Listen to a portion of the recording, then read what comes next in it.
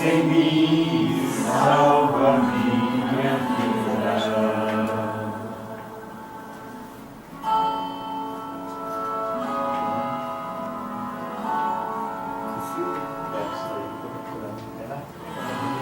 Deus ouve a minha oração, nasce em mim e salva.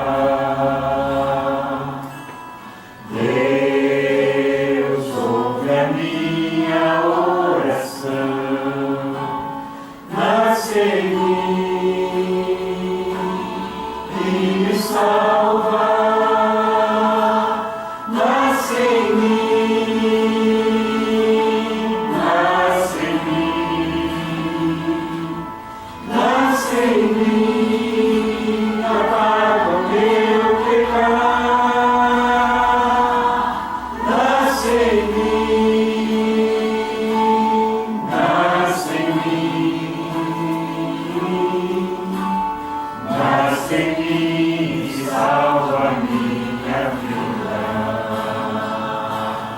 Nasce em mim, nasce em mim, nasce em mim, apaga o meu pecado. Nasce em mim, nasce em mim, nasce em mim, salva a minha vida. Nasce em mim, salva a minha vida. Amém. Muito obrigado, Senhor, pela oportunidade que tivemos de vir aqui e estar neste local para mais uma vez abrir a Tua Palavra e aprender um pouco mais de Ti e daquilo que Tu tens feito para nós.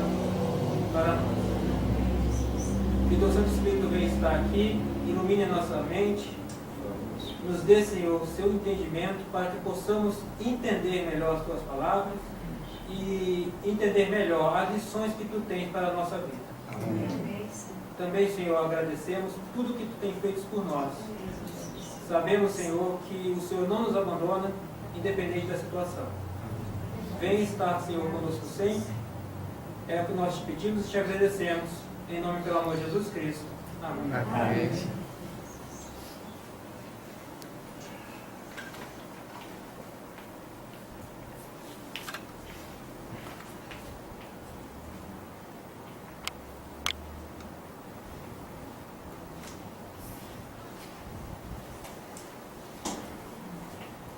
Nós estamos no estudo de número 8 da apostila de Bíblia Fácil Daniel. Alguém colocou uma Bíblia?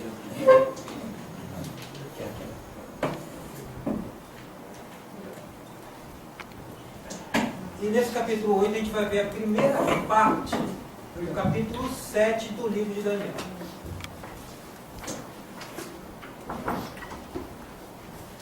Só para relembrar, a gente já estudou os capítulos de 1 a 6, e esses capítulos são a parte histórica do livro, onde conta a chegada de cativos hebreus em Babilônia, no capítulo 1, o sonho de Nabucodonosor, no capítulo 2, que tem um pouquinho de profecia, as aventuras dos 3 amigos de Daniel na fornalha de fogo, a loucura de um grande rei, no capítulo 4, a queda de Babilônia, no capítulo 5, e no primeiro ano do rei Dário em Babilônia, as aventuras de Daniel na cova dos leões. Hoje vamos iniciar a segunda parte do livro de Daniel, que é basicamente profética. O capítulo 7 vai falar da visão de 4 animais, que a gente vai estudar hoje, iniciar o estudo hoje. O capítulo 8 mostra uma visão de carneiros, de bordes, de chifres e de dias. O capítulo 9 dá apenas uma explicação. No capítulo 9 nós não temos visão, mas temos uma explicação das 70 semanas. No capítulo 10 temos as visões de Daniel no rio Tigre. No capítulo 11 a gente vê o reino do norte e o reino do sul em guerra. E no capítulo 12 é a visão do livramento do povo de Deus. Hoje vamos focalizar o nosso estudo no capítulo 7. 4 animais estranhos. Vamos começar a ler a visão que Daniel nos dá aqui. Vamos ver Daniel 7, dos versos 1 até o verso 3.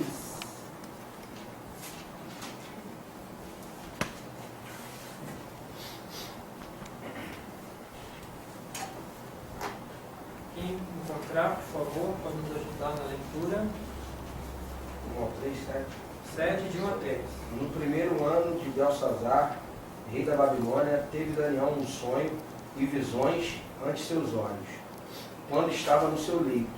Escreveu logo o sonho e relatou a suma de todas as coisas.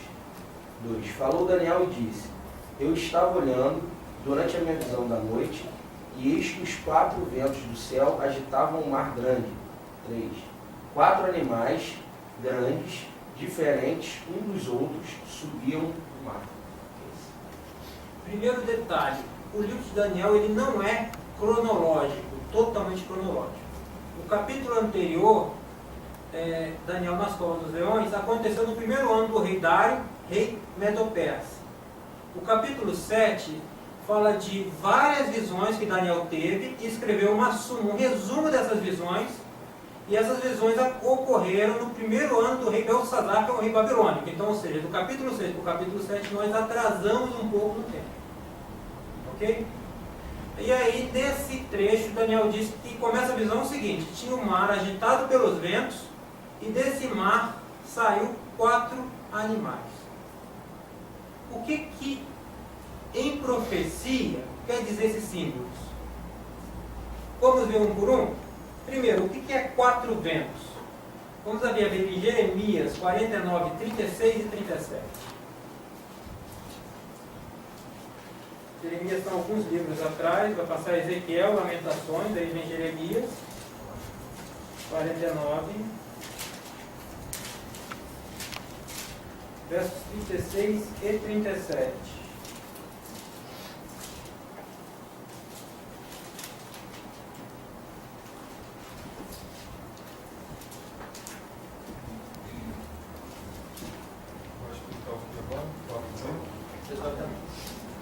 Vamos ver o que a Bíblia nos diz de que pode ser o significado de 4 ventos quando a gente está em profecias.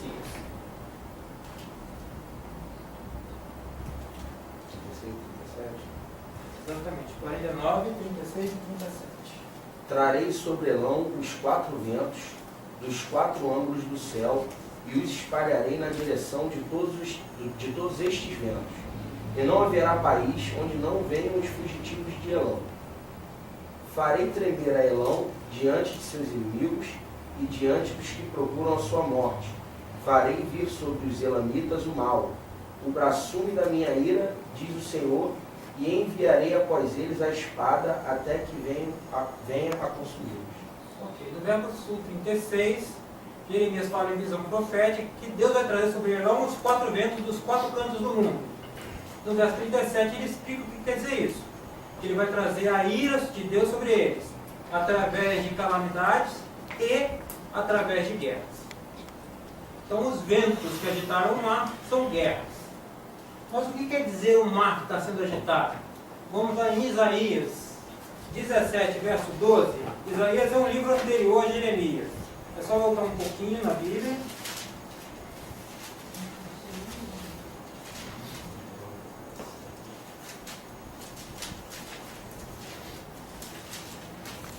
Capítulo 17, verso 12.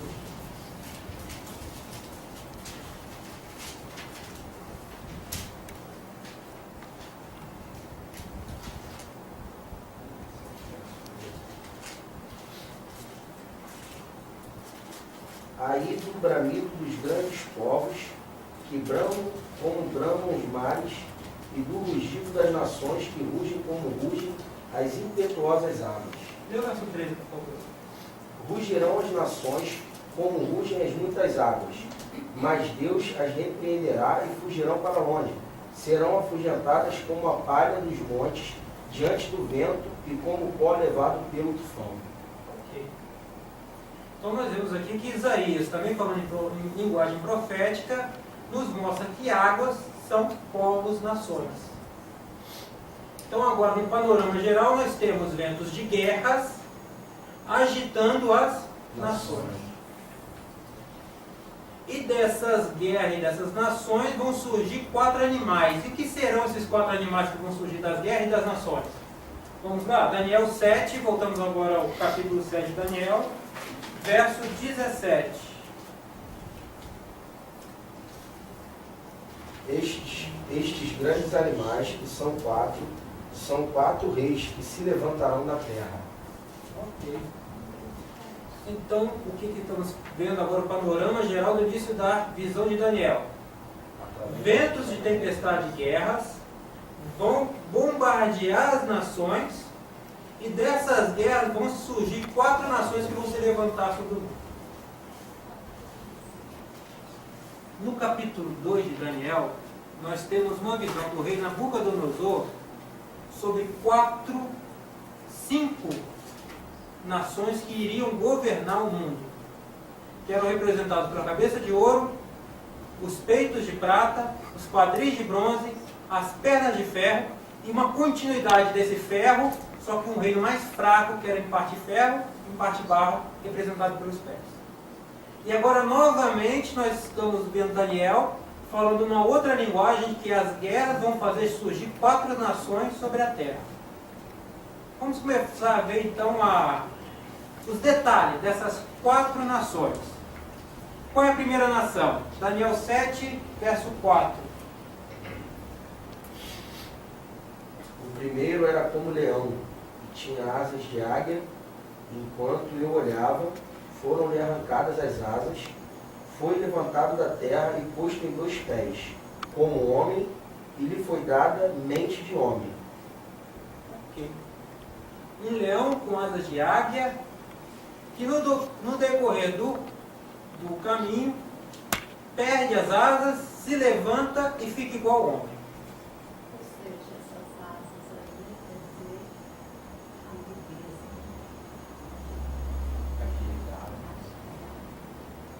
a A gente está falando aqui que é Babilônia, né? Seria essa primeira grande nação, que ela reinou do ano 605 ao ano 539 a.C. Mas vamos ver se a gente tem base bíblica para falar isso? Quem seria o leão? Vamos ver Jeremias 4, 6 e 7, para ver se Jeremias nos diz quem poderia ser esse leão de Daniel 7. Vale lembrar que Jeremias pregou em Jerusalém um bom período antes da queda de Jerusalém pelos babilônios, ou seja, Daniel viu Jeremias pregando em Jerusalém. Ele conhecia esse livro e conhecia a mensagem de Jeremias. Ao vivo. Vamos ver então o que Daniel pensou, provavelmente lembrou da mensagem de Jeremias e escreveu esse verso. Jeremias 4, 6 e 7. Arvorai a bandeira rumo ao Sião, fugi e não vos detenhais, porque eu faço vir do norte o mal, uma grande destruição. Já um leão subiu da sua ramada, um destruidor das nações, ele já partiu, já deixou o seu lugar para fazer da tua terra uma desolação, a fim de que as tuas cidades sejam destruídas e ninguém as habite. Aqui, quando a gente lê o contexto de Jeremias pregou várias vezes em Jerusalém, que Jerusalém seria destruída pelo reino do norte, aqui em Babilônia. E Jeremias coloca um símbolo para a Babilônia, que é o símbolo do leão. Então, a primeira evidência de que esse leão é Babilônia. Agora, o que quer dizer as asas desse leão? Jeremias 49, 22.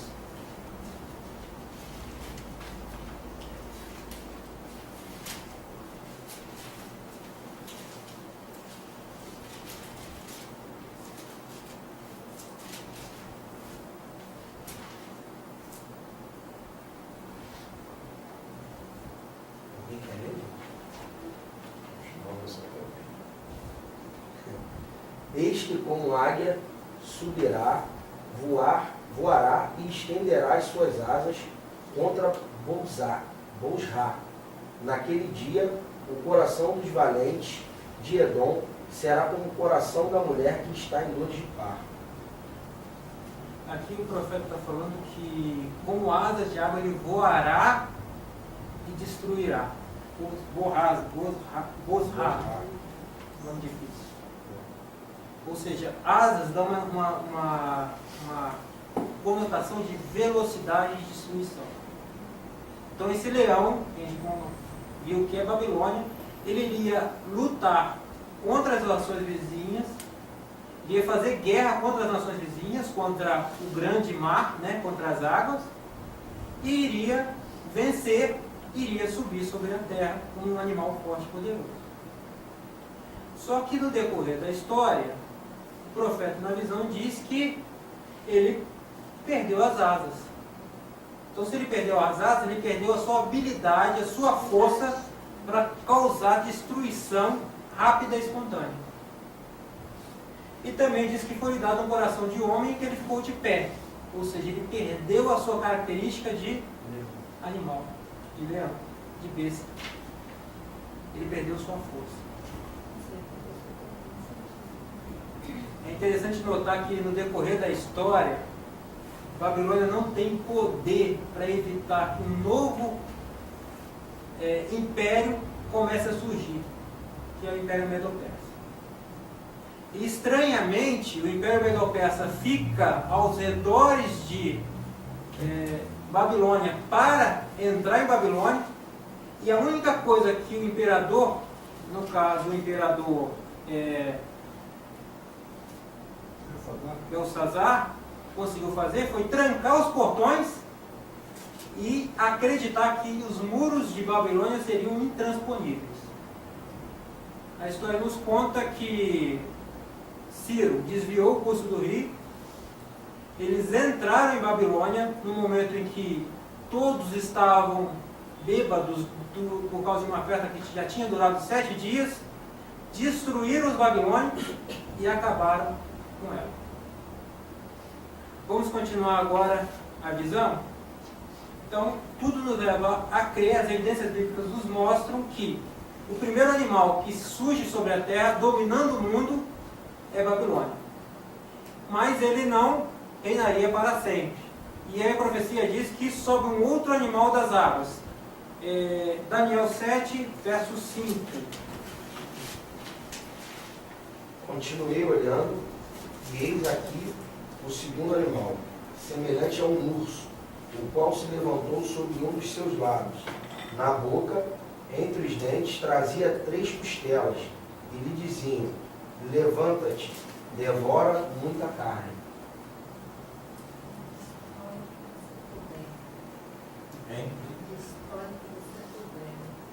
Agora a gente tem aí uma visão de um urso, e é interessante que ele tem 3 costelas nas suas bocas. Na sua boca. A costela é uma parte de um outro animal. Então isso denota que esse urso já tinha lutado contra outro império, já tinha vencido e já estava se alimentando desse outro império, já estava levando os louros da sua glória. Outro fato interessante é que esse urso se levantou de um dos lados. Os nossos pés são a nossa base. Então esse urso teria uma base que seria mais forte, ou que ele conseguiria se apoiar melhor do que a outra. A história nos conta que o Império Medo-Persa nasceu dessa união de 2 nações irmãs, os medos e os persas.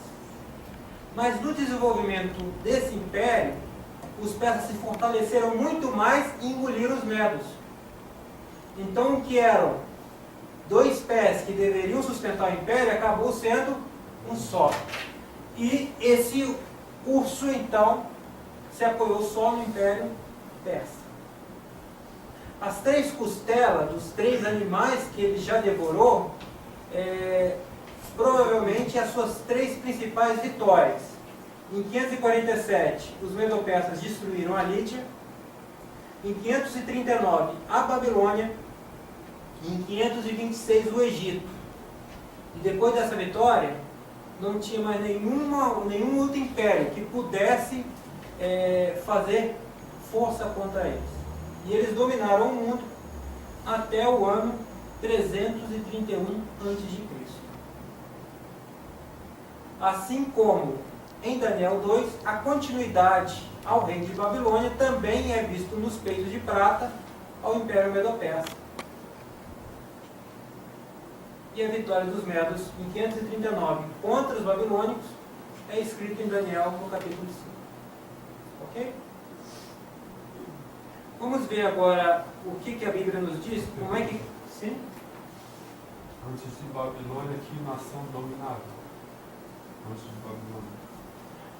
Antes de Babilônia, na região em que se encontrava Israel, existiam várias forças que não eram poderios mundiais absolutos, mas que eram muito fortes. Você vê que o reino do norte de Israel foi destruído pela Síria, que foi um poder militar expoente, mas não totalmente dominador, a Síria. E tinha também a Síria, que tentava lutar contra a Assíria em busca do poder, mas nenhuma das duas despontaram fortemente até ser um reino mundial, embora a Síria foi muito maior do que a Síria. E antes desses dois, nós tínhamos o Egito, que era o expoente naquela região como uma grande nação dominadora e que pôs o povo de Israel cativo, né, como escravo durante 400 anos. Ok? Mas o Império Romano nesse período O Império Romano nesse período estava em desenvolvimento. Era ainda apenas umas tribos onde se acreditava, né, anos mais tarde, que foram desenvolvidas a partir de o Rômulo e o Remo, que tomaram leite mitologicamente de uma loba e desenvolveram o Império. Ele estava em desenvolvimento nessa época. Vamos ver como é que a profecia caminha. Daniel 7, verso 6. O que nos entra em cena agora em Daniel 7, 6? Depois disto, continuei olhando, e eis aqui outro semelhante a um leopardo, que tinha nas costas 4 asas de ave, tinha também este animal 4 cabeças, e foi-lhe dado domínio. Okay. O leopardo hoje é conhecido como o animal mais veloz da Terra. Não sei se é do mundo, mas pelo menos da Terra. Em sua corrida, ele chega a 120 km por hora. Em 1950, eu acho que não se imaginava chegar a uma velocidade de um leopardo, né? E para aumentar ainda mais essa velocidade, que fala a profecia que ele tinha 4 horas. A gente já viu antes que asas é velocidade de destruição.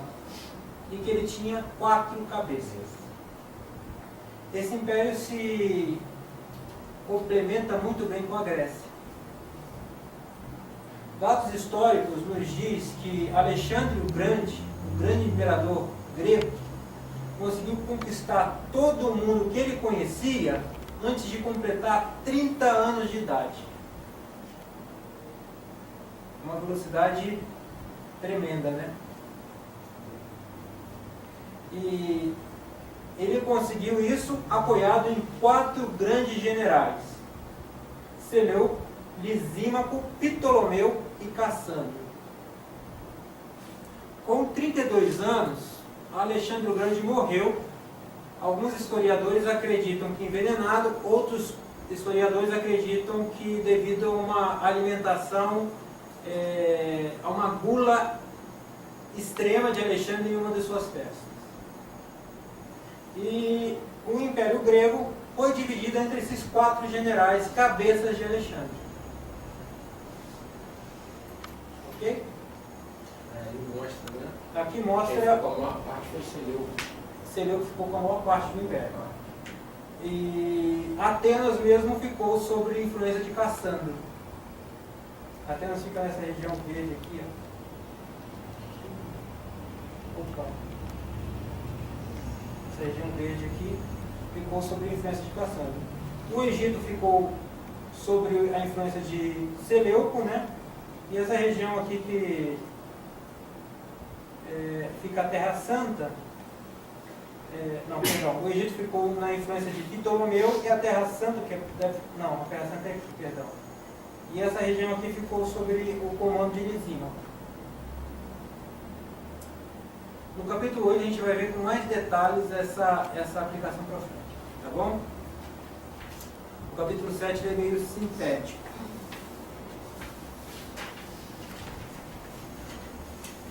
Ok. Agora, vamos ver agora o que vai acontecer no panorama profético de Daniel.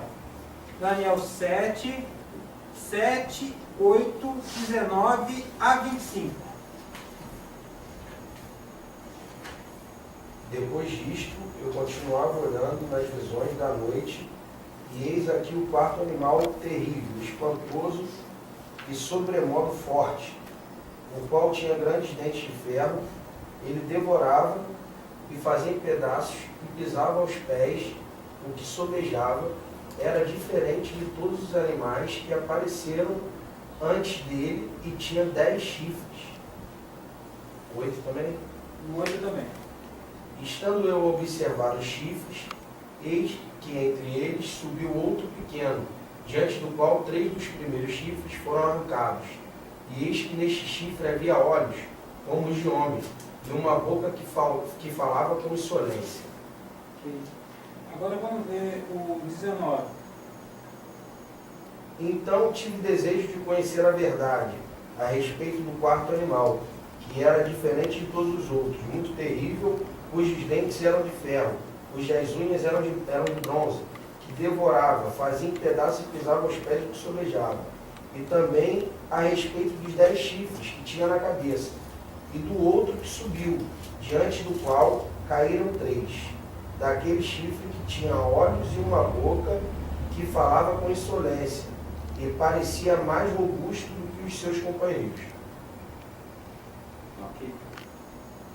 Aqui a gente vê que esse animal terrível e espantoso, que não tinha uma classificação zoológica, Daniel não conseguiu botar ele semelhante a nada, ele tinha dentes de ferro e tinha um excesso de violência. Em Daniel, no capítulo 2, a gente viu que o ferro representado pelas pernas da estátua representava o governo de Roma. E esse governo seria extremamente violento, de acordo com o capítulo 2 de Daniel. Novamente, o profeta usa esse ferro e essa violência como adjetivos de um animal terrível e espantoso, que é o governo do Império Romano. O Império Romano, ele dominou sobre o mundo de 168 a.C. até o ano 476 depois de Cristo. Foi um império muito longo. Mas além do Império Romano, a gente vai ver que esse animal ainda representa não um outro império, mas uma outra faceta do Império Romano. Só pergunta. Sim? Em que ano Daniel teve esse sonho? Ó, aproximadamente, foi o primeiro ano do rei Beltesazar. Isso dá aproximadamente o ano de 540 alguma coisa antes de Cristo. 545, 543, não saberia precisar. Ele estava em pleno domínio babilônico. Mas Tudo quando que- ele sonhou isso aqui, ele não tinha a compreensão que nós temos hoje. Não, ele não tinha história para saber Nem como tem- essa nem estava profecia. entendendo isso aqui direito, né? Ele sabia que no futuro outros impérios iriam surgir. Ele tinha algumas características desse império, mas ele não sabia exatamente como é que seria escrita essas linhas históricas.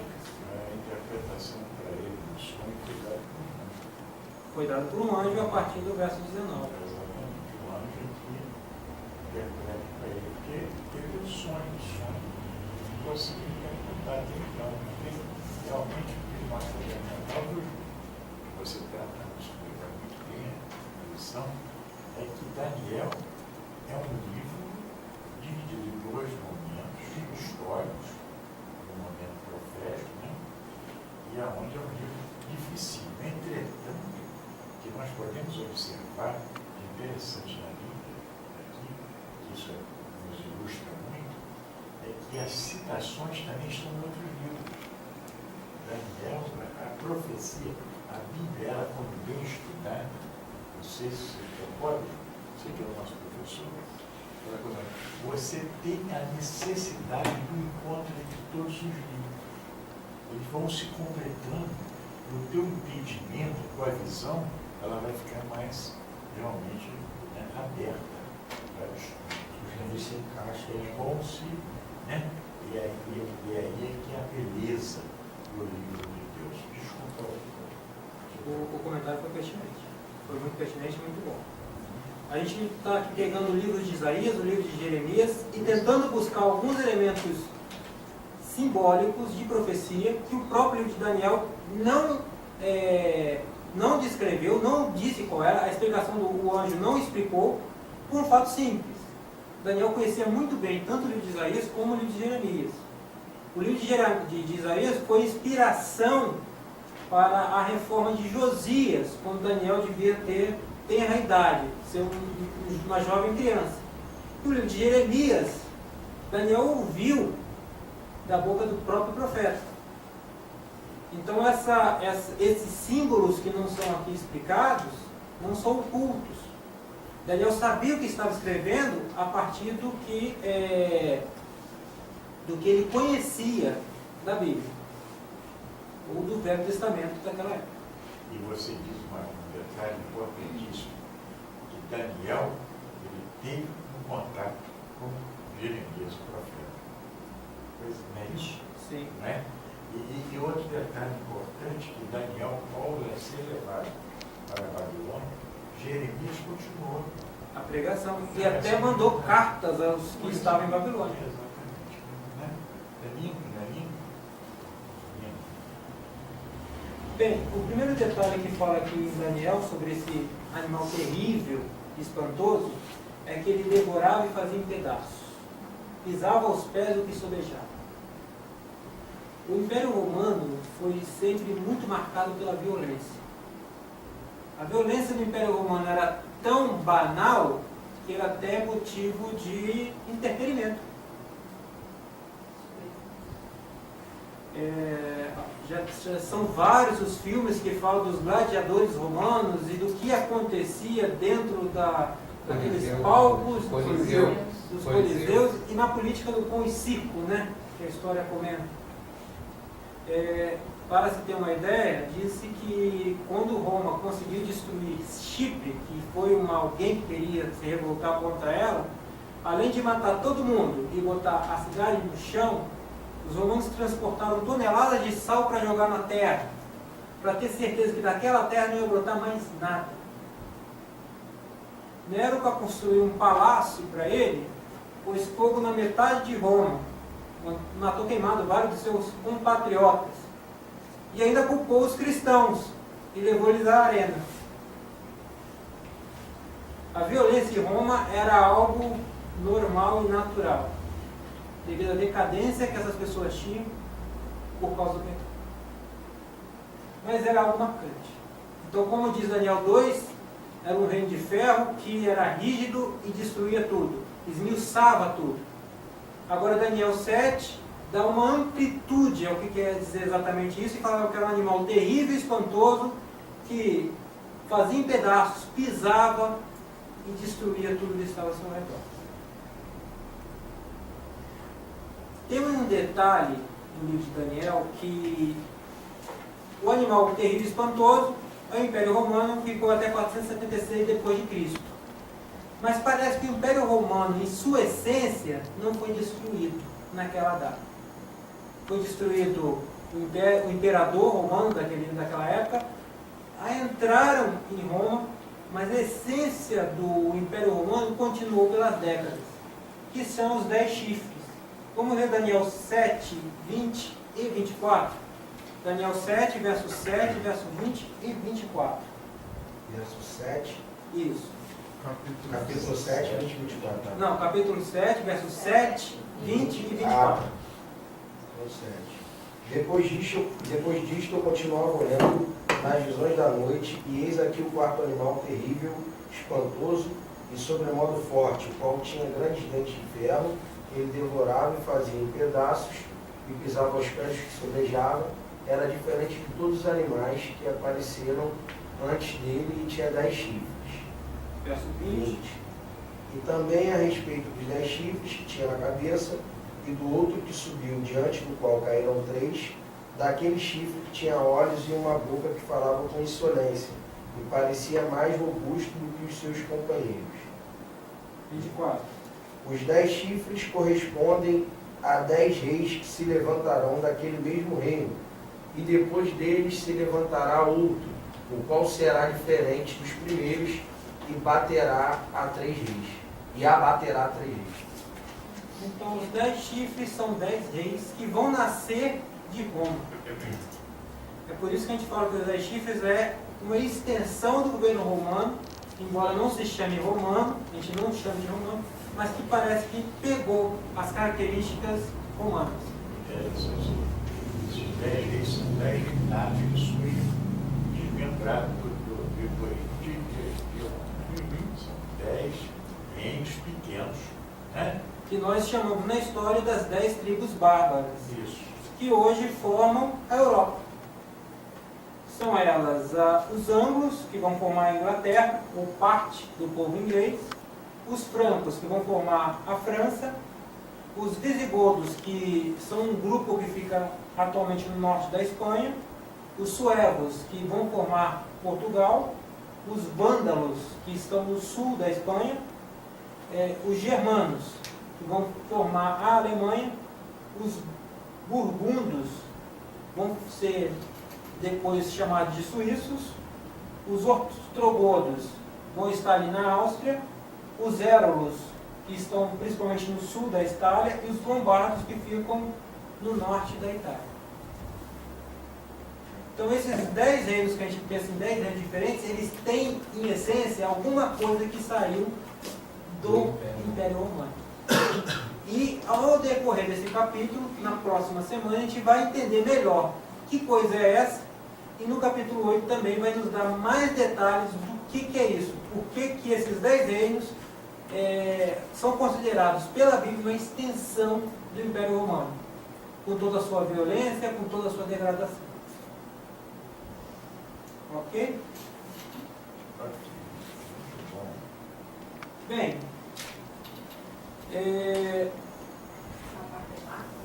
Daniel 7:20 fala que subiu um outro chifre. A gente viu que chifres são reinos, né? E esse era diferente. Esse tinha olhos, tinha a boca e falava grandes coisas.